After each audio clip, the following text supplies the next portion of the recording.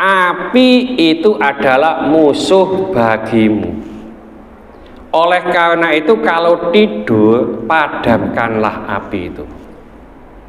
Nah, gitu itu kenapa kok dipadamkan?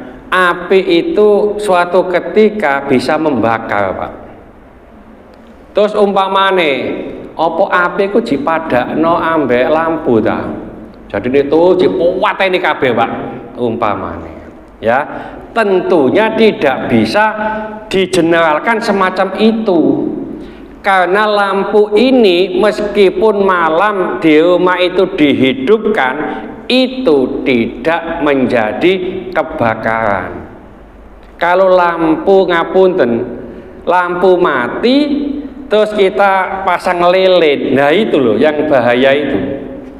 Ya, umpamanya kalau jatuh, ya itu terus kemana-mana itu akan terbakar. Ya.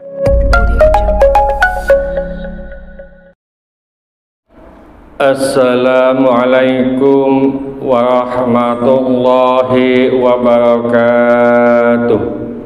Bismillahirrahmanirrahim. Inna hadhin nar, sesungguhnya api itu, innama sesungguhnya halnya hiya yaitu api, aduwwal lakum musuh bagimu. Fa'idha nimtum apabila kamu tidur, fa'atfi'uha angkum maka padamkanlah darimu. Wal Bukhari wa Muslim an Abi Musa, riwayat Bukhari dan Muslim dari Abi Musa. Hadis ini menyatakan begini, api itu adalah musuh bagimu. Oleh karena itu kalau tidur, padamkanlah api itu. Nah, gitu itu kenapa kok dipadamkan? Api itu suatu ketika bisa membakar, Pak. Terus umpamane, opo api ku dipadakno ambek lampu ta. Jadi itu dikuwateni kabeh, Pak, umpamane. Ya, tentunya tidak bisa digeneralkan semacam itu. Karena lampu ini meskipun malam di rumah itu dihidupkan, itu tidak menjadi kebakaran. Kalau lampu ngapunten, lampu mati terus kita pasang lilin, nah itu loh yang bahaya itu. Ya, umpamanya kalau jatuh, ya itu terus kemana-mana itu akan terbakar. Ya, kalau semacam ini itu tidak bisa disamakan dengan ini. Nah, kalau di desa-desa kan ada. Jadi nek ono sing wong omahe dipuwateni kabeh, lampu dalan dipuwateni kabeh, ndanakna hadis iki mungkin bae. Ya. Tapi gunakno hadis gak pas, gitu loh ya. Jadi kita upayakan kalau di RT 32 itu ngapunten, lampu jalan itu dihidupkan jam 5, Pak, 5 sore. Ya, paling enggak ya lebih sedikit lah. Ya. Matinya jam 5 pagi. Itu kalau di RT 32 itu gitu Pak Ketan ya.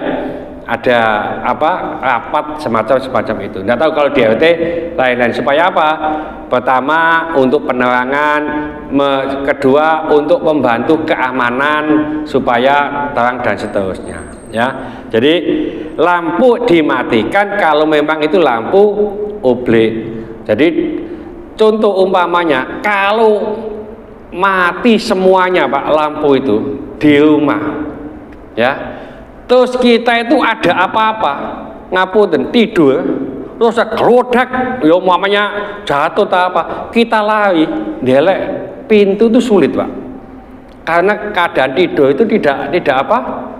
Tidak apa ya jelas. Contoh ngapunten, saya itu beberapa kali pernah tidur di Masjidil Haram. Ya, nah pas tidur di Masjidil Haram itu jam 12 kalau nggak salah. Ya, saya belum tidur, banyak orang yang tidur. Nah, jam 12 malam itu dibersihkan Pak oleh apa pembersih itu pakai apa itu? pakai mobil, ya, kan haj kan gitu ya. Orang yang tidur itu loh, bangun langsung larinya itu malah ke kendaraan itu, nabrak. Saking bingung ya, saya itu sampai ketawa itu, karena saya belum tidur, dia sudah tidur, mungkin sudah nyenyak ya. Nah, itu kan dibangunkan oleh orang yang baju hijau-hijau itu, ya, haji gitu ya. Itu langsung bangun, larinya itu tidak menjauh ke mobil yang membersihkan ini, malah nabrak mobil yang membersihkan. Itu ono lampu, Pak. Umpamane gak ono lampu blas, ya, ngapunten iso nubuk nang dinding nanti. Ya, jadi termasuk ngapunten salat itu dalam keadaan gelap menurut Imam Nawawi itu makruh, kecuali kalau orang itu nek gelap bisa khusyuk. Jadi upayakan ada lampu yang apa ya, redup begitu. Kenapa? Pertama begini, ya, kita nggak tahu kalau yang kita pakai sholat ini ada kotoran atau tidak, karena gelap. Yang kedua, kita tidak tahu apakah tempat sholat itu nanti ada binatang yang membahayakan. Jadi termasuk sholat dengan memejamkan mata, ini menurut Imam Nawawi juga makruh, kecuali kalau orang tidak memejamkan mata tidak khusyuk. Termasuk sholat melihat ke atas, itu juga makruh. Bahkan ada ulama yang mengharamkan karena ada larangan dari Nabi Shallallahu Alaihi Wasallam. Jadi upayakan kalau di rumah ada lampu satu atau apa, umpamanya dimatikan semuanya. Yang kamar mandi, Pak, itu dikasih lampu kecil, nggak dihidupkan. Kenapa? Jin itu sukanya di tempat yang lembab, ya, di tempat yang lembab. Itu dulu ngapunten di rumahnya Pak Joko, ya, itu kan ada penghuninya. Ujung itu kan dulu dibeli Pak Joko, sekarang dibeli Mas Randy, ya. Itu dulu sering banyak bangsa halusnya. Sampai ini mungkin Pak Singgi tahu, pas ada yasinan di sana, produk iya Pak Singgi ya, di belakang itu. Jadi Pak Singgi juga cerita produk di belakang itu. Saya katakan, Pak Joko, satu kamar ini, ya, dekat kamar mandi, tolong dikasih lampu terus menerus, ya, karena bangsa halus itu senengnya di tempat yang lembab, di tempat yang gelap, dan seterusnya, ya. Nah, itu alhamdulillah setelah itu terus dijual itu jadinya, ya. Ada pertanyaan mungkin? Ini masalah apa tadi? Lampu, ya. Jadi boleh kita matikan, tapi kalau bisa ada satu lampu yang masih dihidupkan, tidak terlalu terang, tidak apa-apa, supaya kita tidak dalam keadaan gelap gulita. Mungkin sedikit ini yang dapat kami sampaikan. Mudah-mudahan sedikit ini dibarengi hidayah oleh Allah Subhanahu wa taala. Mudah-mudahan segala hajat kita dikabulkan Allah, segala kesulitan kita dibantu oleh Allah. Mudah-mudahan anak-anak kita menjadi anak soleh solehah, taat kepada Allah, patuh dan nurut kepada kedua orang tua. Terima kasih keturunan, mudah-mudahan Allah keturunan yang soleh solehah. Terima kasih jodoh, mudah-mudahan Allah memberikan jodoh yang soleh solehah.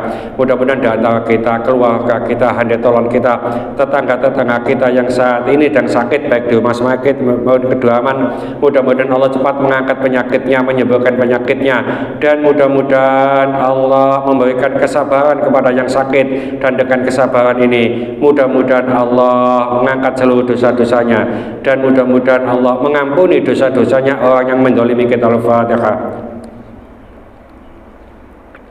Bismillahirrahmanirrahim. Al-asri innal insana lafi khusrin illa alladziina aamanu wa 'amilus sholihati wa tawassaw bil haqqi wa tawassaw bis sabr. Subhanaka wa bihamdika asyhadu an la ilaha illa anta astaghfiruka wa atubu ilaik. Assalamualaikum warahmatullahi wabarakatuh. Allahumma shalli ala sayyidina Muhammad.